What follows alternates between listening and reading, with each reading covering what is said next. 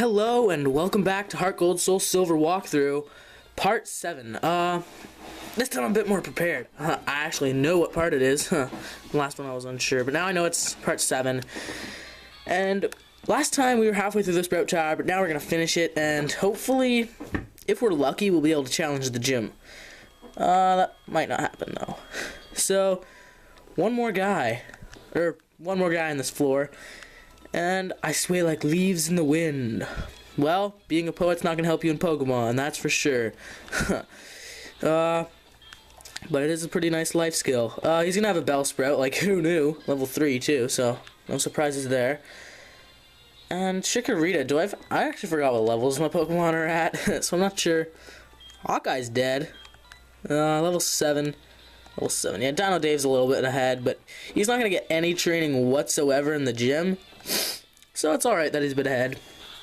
Geodude needs a bit more training, because I'm going to be using him primarily in the gym, since he's super effective against them, but he actually needs to learn a rock-type move to be super effective, obviously. Sorry, I have the sniffles. And that's one Bellsprout down. It's only level 3, so it's not really a big accomplishment. By the end you'll be knocking out, like, level 50s and stuff, so... but once you get onto the 3rd floor, the levels will get tougher, so... I think you see like a level 7 or 8 in here. But we're not even in the double digits yet. I mean, Dino Dave's almost there, but not too close. So, another Bellsprout down. Not too tough, not too hard. Doesn't take much effort. There we go, level 10, double digits, woohoo! And our stats are getting pretty nice and high. As you can tell, our defense is in the 20s. Which is pretty good at this point. So I'm actually going to switch out to Rock and Roll, because I can't switch out to Hawkeye, and I want to switch to someone. So, Rock and Roll probably still can't stand a chance against these Bellsprouts. But, you know what? I'm going to use a Defense Curl and see how he does. Yeah, let's get ready. Let's just try and endure this hit. Vine Whip 4 times damage. Wow. I was so prepared for that. I thought I was gonna get smoked. But Rocky can, you know, take hits like a beast. Does 4 damage. That's after a defense boost, so normally you do about 6. That's a 3-hit KO, so, you know, Rocky, you're doing pretty good. As long as they don't get critical hits, we're good. And as long as our tackles don't miss, I mean, there's like a 5% chance. So we're good. And 54 experience, will we level up? Damn, so close. Once we get to, I think, level 11, I think that's when we learn our first rock-type move. And I never understood why, but almost every rock-type move any rock-type Pokemon can learn is, like, really inaccurate. It's like, at least like, most accurate rock-type move I've ever seen is 90%, so... That's pretty accurate, but I mean, most moves are 100% accuracy, and that's not even, like, impressive. That's not like, whoa, it moves 100% accuracy. Like, that's not a great thing. It's a decent thing. But, anyway, final floor. I'm actually gonna zoom in a bit. There we go. I'm gonna turn off the sound. There we go. We got another potion. We never seem to run out of potions, because, well, we keep getting them on our journey. I mean, for the first couple towns, like, potions are everywhere, but by the end of the game, you're gonna have to buy everything pretty much. So let's fight our first guy. First guy on the 3rd floor, and I think once you're on the 3rd floor, they have, like, level 6s. And soon we'll be able to go against, the champion. The gym leader, sorry. And Sage Jin. I don't know why, but this reminds me of the guy from Lost. The Korean guy, Jin. Love that guy.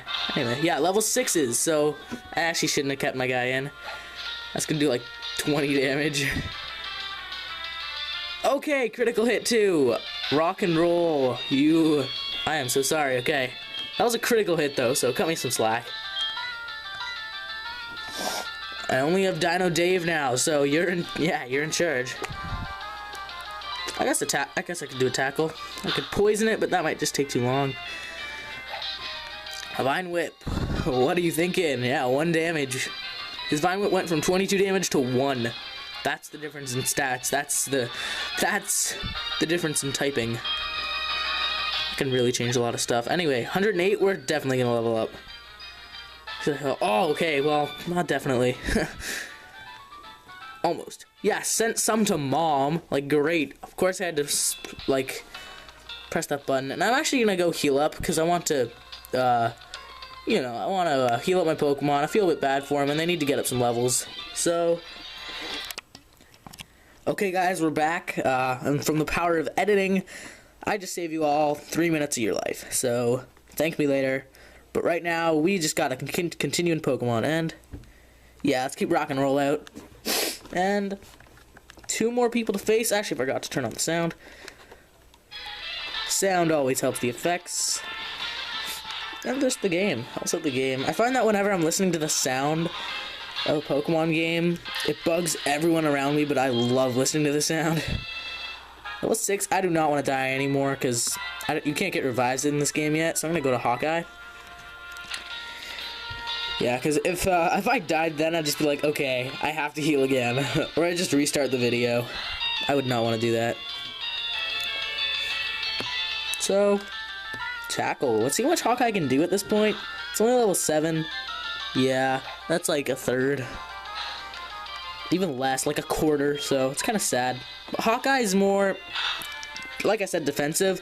It's also a lot more like, strategy based. And it's like this with a lot of main bird Pokemon, like, sorry, I can't think of them right now. There's Pidgey for the first gen. Second gen was Pharaoh, I believe. But then there was also like not Skarmy. There was the Unpheasant for the new Black and White, and then there was, I can't think of the name. It starts with an S, and it was for Diamond and Pearl. They're all a lot more strategy based. Just like Mirror Move and like a whole bunch of like Endeavor and a cool bunch of stuff like that. So it's kind of hard to tell what kind of Pokemon you're gonna find when you have a flying type. Some of them are offensive based, some defensive, some strategic. But all around Pokemon. I mean, you know what I mean. I can't really think of words right now, because I am very distracted by the Pokemon games, because I'm like multitasking like crazy. Anyway, 1 more person to battle, and then we're going against the Elder.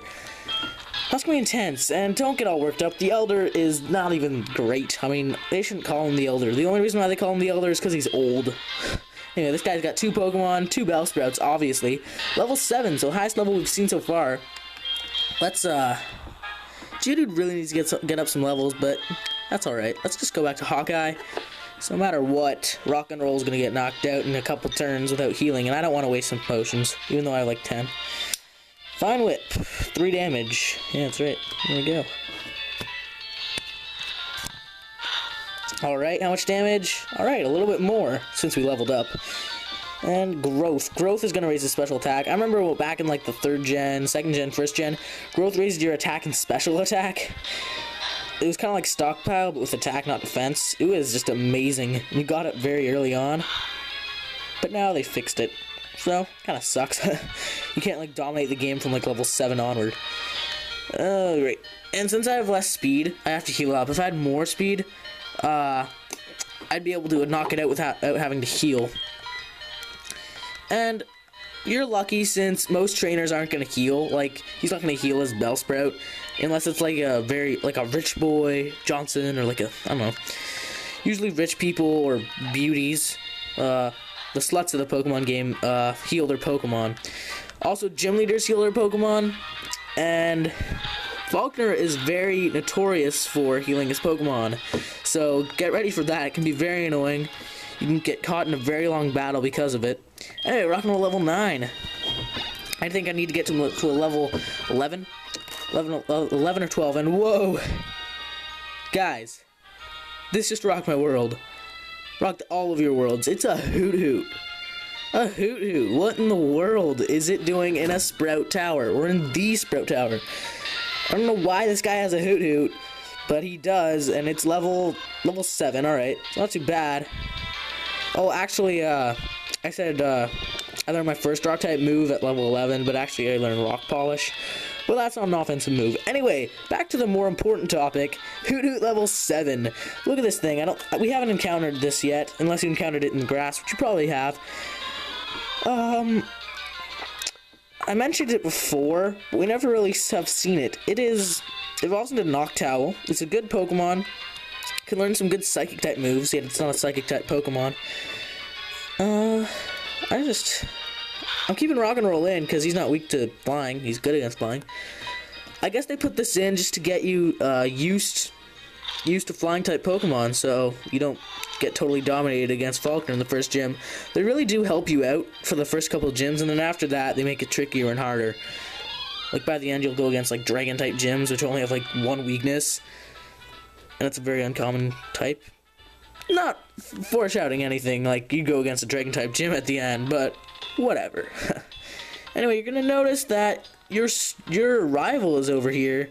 Like, what's he doing? Is he challenging the Elder too? He probably got his ass kicked. You showed us what you've got, and indeed, it is good. Take this technical machine. That's a TM, so it's long for TM. Anyway, he says that he treats his Pokemon too harsh, and I'm not sure how we treat our Pokemon too harshly. I mean, I don't really care for my Pokemon. Like, I don't show respect for it. I mean, I'm just walking around with it. I don't talk to it very much. Anyway, whatever. It's one of those mysteries of Pokemon. He uses an escape rope. You might be confused about that. But you get it right here. You use it to escape from caves. Like, go right to the entrance. And for some odd reason, this building, too. You can't usually do that. But in this context, you can. And that's about around the 10-minute mark, so we're going to finish up. Next episode, we're going to battle the Elder. Always end a Pokemon walkthrough on a wild battle. And on that note, I'll see you guys all next time.